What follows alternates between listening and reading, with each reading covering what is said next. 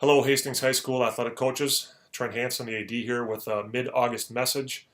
Fresh off the tennis court in the bright sunshine today. It's an exciting time at the high school. As I record this, we're about a week out from our August 30th in-person session. And the purpose of this message is to cover 7 different items that I'm going to touch on 1 or 2 minutes apiece that are timely and are important, but we're not going to dedicate separate time to them when we're together in person next week. So I appreciate your patience and the diligence in sticking with me here for the next 10 to 12 minutes so I can review these items with you. If you have questions or concerns or want some follow-up about anything that I cover here in this message, you're certainly invited to reach out to me in person. Give me a holler, whatever works for you, and we'll talk further. So we're going to dive right in with item number 1, and that is this. If you're not already aware, School District 200 will be reaching out to the community in early November with a bond and levy vote asking for continued and renewed financial contributions from our community to support the school district. The bond vote in particular will be asking voters for $49 million to focus on buildings and facilities. And there will be a levy vote, or levy question, that's focused on learning and programs and staffing. There'll be a second question engaged. The bond in particular is what I want to address in this message. There is about $5 million of dedicated funding to specific athletics related projects. A little bit over $3 million for McNamara Stadium and Todd Field refurbishments.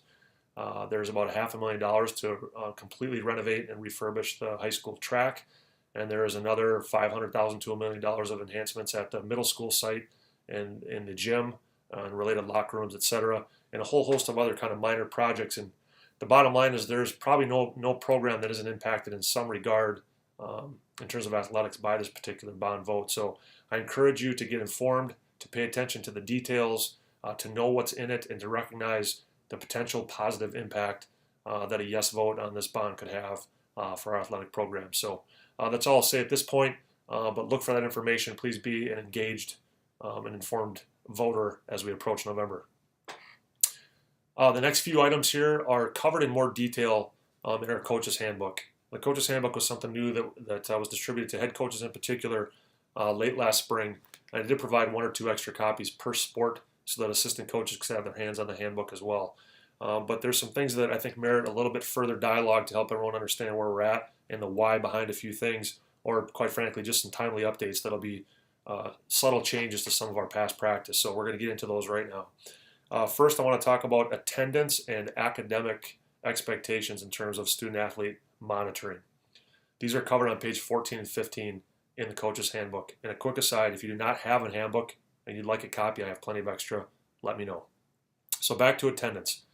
It's a Hastings High School expectation that all student-athletes are in school for a minimum of half a day or 3.5 hours in order to be eligible to compete in practice or a competition on that particular day. That is not new. What is new is how we're going to monitor and communicate who is or is not eligible to the coaches directly. Jackie Crayons will be running a report on a daily basis sometime in the 1 o'clock hour. We still have to fine tune this a little bit once school starts, but she'll be sending an email directly to the in-sport coaches at every level with a spreadsheet that notes the student, the sport, and the grade that they are in if they are ineligible for that day. So the ask is that you as coaches check that email quickly each day before practice. If you do not have any athletes on it, delete it. If you have an athlete on your team that is on that list, that means that they did not meet the requirement and they cannot practice or play that day. And this is a non-negotiable list by the time it gets to your hands. At that point, the student's issues would have been vetted by the administrative office already. There's no reason they should talk you out of it. They're on the list for a reason, and hopefully that will help inform you about who hasn't met that threshold for that day. The second thing I want to focus on briefly is academics. What's not changing is our grade level based minimum credit requirement to be on track to graduate in order to be able to register on time from a sport to sport basis. What we are going to update is our progress monitoring, basically how we keep track of how student athletes are doing during the actual semester when grades are more fluid and it's just a little bit more difficult process to manage. But to be very direct, we're going to run mid-quarter and quarter grade reports, so 8 times a year. At any grade reporting checkpoint, if a student athlete has 2 or more Fs, they'll be put on probation.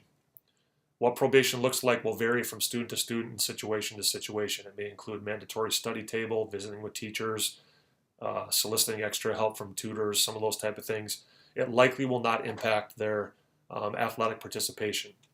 However, at the end of the 2-week probation period, if the conditions of that probation are not met, then the student will absolutely be put on short-term ineligibility list from athletics until the conditions of that probation are met. So we're going to try to tighten up how we monitor student-athlete academic progress, and our goal is not to be punitive or to punish.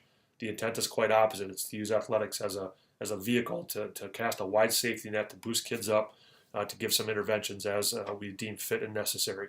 So you can read more in the handbook. We'll talk more as we progress, but that'll be something a little bit different and new this year. Item number 4 is on page 12 and 13 in the handbook. I want to talk about grade level promotion, what we kind of sometimes call the exceptional athlete policy, which states that any student athlete in grades 7 through 10, if they are going to be promoted by a coaching staff up into a higher level in the program, it is to varsity or they stay put. And that policy is not changing. It's the interpretation that I want to spend a little bit of time talking with. As a quick bird walk, this is not a policy that it's intended to do two things. It's to honor the competitive aim of the varsity level while also honoring program integrity and the vertical participation and keeping as many kids involved as we can, as long as we can, in programs that we know are beneficial, no matter if they're a star athlete or not. And so this also is not a policy that's directed to apply when a sport has a participation vacuum per se. You know, if we have a particular program that's just short on athletes and we've got to backfill certain levels with younger kids in order to minimally field the team, we'll do that. But I'm talking in this particular case that you have that 8th or 9th grader that you want to move up a couple levels. Well, how do we decide if said student athlete is ready? And I want to take a minute to share with you the 5 or 6 criteria that I would expect that every one of these criteria are met in order to warrant consideration for that transition. Number 1, the majority of your coaching staff has to be in agreement that this is the right move. If the majority are against, decision's already made. Number 2, the parent and guardian in combination with the coaching staff have to agree that the student athlete projects to be able to have the physical, the social, and the emotional maturity to handle a transition from their current grade level team to the varsity team. And we know that leap can be very significant.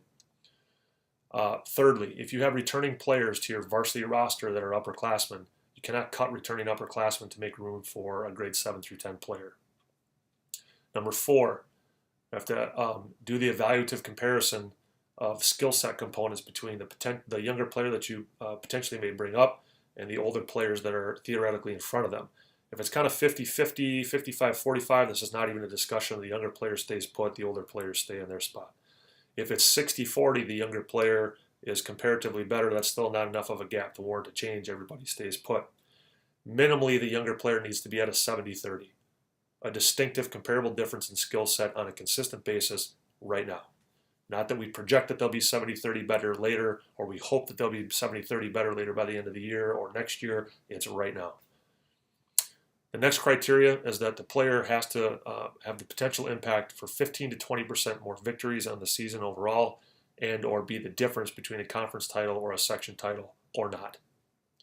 Said a different way, if you're going to be 5-4 without them or 15-13 without them, and you may make one win difference, then let the younger players stay with their grade level teammates. Honor the older kids who have been through your program for a longer period of time, when at the end of the day it's not going to make a significant difference in the competitive output regardless. And finally, I will also require that the head coach, in collaboration with his broad staff of assistants, has coordinated communications to all the stakeholder groups involved, whether it be parents, returning players, the potential younger player themselves, and most specifically, very interested in hearing how coaches will communicate with the pool of players that will theoretically be displaced, either very directly or indirectly by younger players leapfrogging over them. Those have to be very dignified and intentional and personal conversations, and definitely want to know what the plan is. So if all of those boxes are checked, it's likely that a coach would get my blessing to move a younger player up. If any one of those boxes is not checked, we leave it be, and when in doubt, we're more patient and more cautious in general. It's a little bit long-winded, but I think it merits consideration and awareness on your part to make sure that we're all on the same page for how those conversations and decisions are made. Bullet number 5 is resolving conflicts, dealing with parents, and without getting knee-deep into the weeds in that one. This is on page 19 and 20 in the handbook. And really I want to focus on one particular element of it, and that is this. We really expect that the student athletes reach out to their coaches directly when they have concerns or questions, whether that's about playing time or roles on the team or issues with teammates or communications from coaches. And we really try to, we ask parents to not stick their nose in until kids have had those conversations. And I fully support that, and I wrote the language in there that expects that. With that being said, I want to remind us as coaches that it takes an immense amount of courage and a significant amount of vulnerability for a 15, 16, 17-year-old to come to you in a position of authority with a concern or a question or even a proposal that they should have a different role, play more, share some troubles they're having with a teammate, etc. We know what it's like as adults when we have to approach our immediate supervisor or our boss with a sensitive topic. It's not easy. And so remember that coming out of the mouth of a 14 or 15-year-old, it could be something as subtle as, Coach, can I talk to you for a minute? Can I meet with you tomorrow? Coach, can we set up an appointment? It's not necessarily going to be real elaborate. It might not even be real tactful. Certainly might not even be at a great time of day. But it's critical that you honor that request and recognize how much courage it takes for them to approach you, and then schedule a time within 24 hours where you can have a very direct and dignified conversation. I say this not in response to any particular situation that's gone haywire. It's just a reminder that we need to help coach kids through how to have these courageous conversations, and how you receive that request, whether it's perceived that you're blowing them off or welcoming the conversation, really makes a huge difference in the long run. So thanks for being sensitive to that. Next bullet item is not a new one, but it's an additional reminder about background checks as Jackie and I continue to get questions on a pretty consistent basis. And here's the bottom line. Every coach at every level, paid or volunteer, no matter if they work with your team for an hour, one time, or all year long, every day, must pass a District 200 background check before they can have direct contact with kids in any way, shape, or form. If they're walking into your locker room at halftime, if they're taking statistics in the bleachers, if they're assisting at a practice, riding a bus, it matters not. That background check has to be passed first. And district background checks here in ISD 200 take 10 to 15 days to get the results back. So it's imperative when you have someone that this usually applies to volunteers and or new assistants, they need to get to the district office, meet with Jane Matson, and submit that background check as soon as possible. And until we get the results, quite frankly, they cannot start coaching. And those are not fun conversations for me to have with a head coach or a set assistant if they're just not cleared yet. But it's critical to protect our kids. It's also important to keep you and I off the front page. So thank you for honoring that. And finally today, I want to talk about the program scorecard. This is something that's embedded into the appendix of the coach's handbook. And the program scorecard is a snapshot tool that mostly head coaches and ISD AD are going to use to activate some real, genuine, authentic conversations throughout their seasons and at their postseason meeting about, hey, how did things go this year? Taking a good data-driven approach from multiple angles to try to assess how successful our programs are at delivering high-quality programming. So the program scorecard is broken down into 4 core areas, each of equal value. One is participation, which includes retention and multi-sport athlete rates. The second one is academic performance. We are in an educational institution. It's imperative that we promote and support the development of their academic skills. Third is competitive performance. So whether that be wins and losses, statistical accomplishments, place in the conference or section, things like that. And finally, and arguably most importantly, is student athlete questionnaire that measures the culture and climate of the program, character development, connections between student athletes and their peers, between coaches and student athletes. And each one of those 4 categories balances off each other.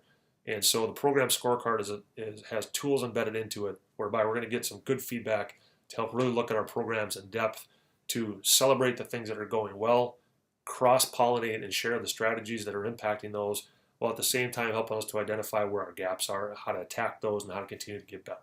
So I've had very intentional, direct conversations with our fall head coaches at our preseason meetings about the program scorecard. I think it's gone very well. I'll continue to have those conversations with our winter and spring head coaches.